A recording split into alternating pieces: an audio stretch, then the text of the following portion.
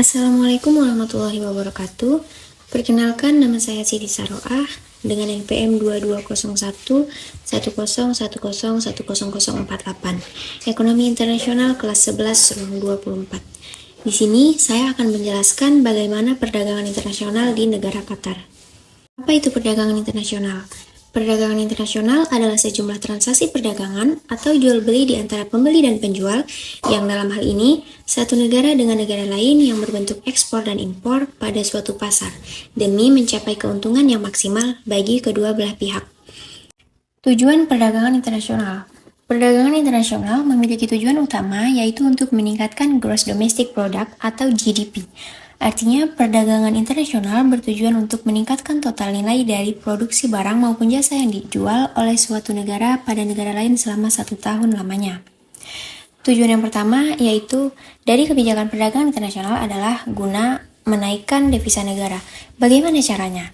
Melakukan pertukaran perdagangan dengan negara mengimpor maupun mengekspor barang yang ada di dalam ke luar negeri dan begitu pula sebaliknya.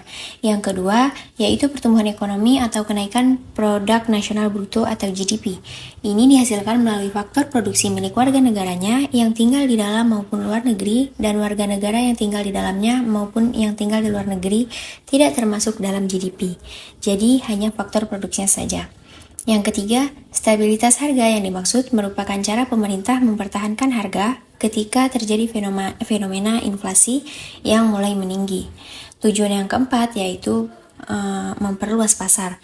Perdagangan internasional memiliki tujuan agar sebuah perusahaan yang ada di dalam negara tersebut dapat menjalankan mesin produksinya secara maksimal dan dapat menjual stok produknya tanpa perlu mengkhawatirkan kelebihan produksi yang dapat mengakibatkan turunnya harga produk maupun jasa yang dijual. Sekilas tentang negara Qatar.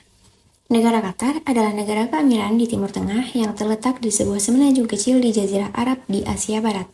Satu-satunya batas daratnya adalah Arab Saudi di selatan dan sisanya berbatasan dengan Teluk Persia. Teluk ini juga yang memisahkan Qatar dari negara Pulau Bahrain. Negara Qatar yang beribu kota di Doha menggunakan mata uang yang berupa rial Qatar dengan lahan seluas 11.571 km dan populasi sebanyak 2,695 juta pada tahun 2022. Lalu bagaimana perkembangan perdagangan internasional di Qatar? Pada awal tahun 1990-an, Qatar terutama mengandalkan ekspor minyak dan gas alamnya. Meskipun demikian, negara ini mulai mengeksplorasi diversifikasi ekonomi dan perdagangan dengan memperluas jaringan kemitraan internasionalnya. Lalu, pada abad ke-21, Qatar semakin fokus pada diversifikasi ekonomi dengan memperluas sektor-sektor non-energi seperti keuangan, pariwisata, dan pendidikan. Pada tahun 2008, seperti negara-negara lain di Timur Tengah, Qatar juga terpengaruh oleh krisis finansial global. Namun, karena kemandiriannya dalam sektor energi, negara ini relatif cepat pulih dan terus memperluas perdagangan internasionalnya.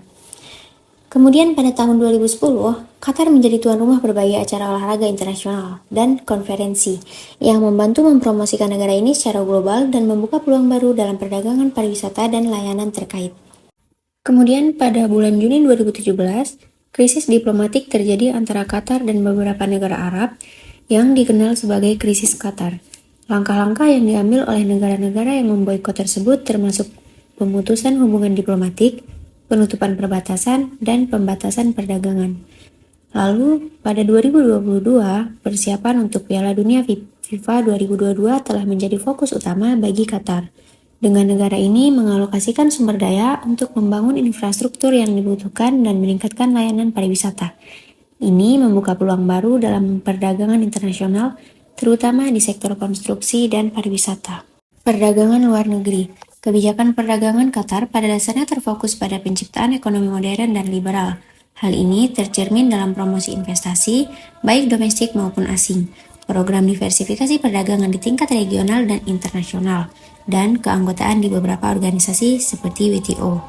Perdagangan mewakili 100% PDB negara tersebut. Bahan bakar mineral, minyak, dan produk penyulingan mewakili lebih dari 87,2% ekspor negara tersebut pada tahun 2022, sedangkan produk kimia menyumbang 6,1% berdasarkan kategori produk, mesin, dan peralatan transportasi merupakan impor utama. mengungguli aneka barang manufaktur 14%, serta makanan dan hewan hidup. Kemudian, sejarah perekonomian Qatar. Yang pertama, masa monopoli Inggris pada abad ke-19 dan ke-20 Masehi, di mana Inggris menguasai wilayah pesisir Teluk Persia, termasuk Qatar. Inggris memberikan jaminan keamanan kepada negara-negara di kawasan ini. Yang kedua, pengembangan modern ekonomi. Qatar didukung oleh perdagangan internasional, sektor properti, dan investasi besar dalam gas alam cair. Yang ketiga, keberhasilan ekonomi Qatar. Qatar memiliki produk domestik bruto tertinggi di dunia. Tingkat pengangguran di Qatar hampir mendekati 0%. Keberhasilan ekonomi Qatar mempengaruhi kebijakan luar negeri terkait serangan militer di Timur Tengah. Ekonomi Qatar didukung oleh perdagangan internasional di bidang tenaga kerja dan modal. Qatar mengembangkan sektor properti menggunakan jasa konstruksi dan tenaga kerja yang berasal dari Afrika dan Asia. Pertumbuhan ekonomi Qatar sangat pesat setelah melakukan investasi skala sangat besar dalam bidang gas alam cair. Pertumbuhan ekonomi Qatar dipengaruhi oleh Qatar Foundation yang juga mendukung kegiatan sosial dan pendidikan. Qatar merupakan satu-satunya negara Timur Tengah yang memiliki produk domestik bruto tertinggi di dunia. Selain itu, presentasi pengangguran di Qatar hampir mendekati nol. Qatar yang tergolong makmur menjadi penentu utama dalam kebijakan luar negeri Qatar terkait serangan militer di kawasan Timur Tengah. Sekian yang dapat saya jelaskan. Mohon maaf bila terdapat kekurangan. Wabillahi taufiq wal hidayah. Wassalamualaikum warahmatullahi wabarakatuh.